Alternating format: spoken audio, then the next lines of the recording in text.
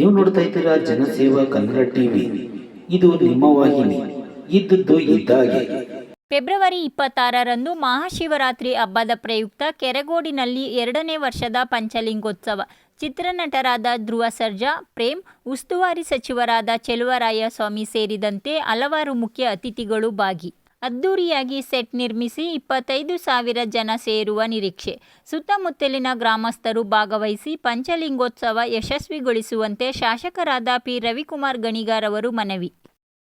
26ನೇ ತಾರೀಕು ಮಹಾಶಿವರಾತ್ರಿ ಇದೆ. ಕೆರಗೋಡಿನಲ್ಲಿ ಮಹಾಶಿವರಾತ್ರಿ ಬಹಳ ಅದ್ಧೂರಿಯಾಗಿ ಕಳೆದ ವರ್ಷದಿಂದ ಆಚರಣೆಯನ್ನು ಮಾಡ್ತಾಯಿದ್ದೀವಿ.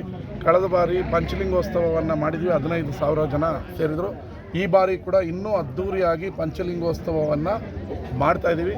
26ನೇ ತಾರೀಕು ಭಾಳ ಅದ್ಧೂರಿಯಾದ ಸೆಟ್ಟನ್ನು ಹಾಕಿ 25,000 ಜನ ಸೇರೋ ನಿರೀಕ್ಷೆ ಇದೆ.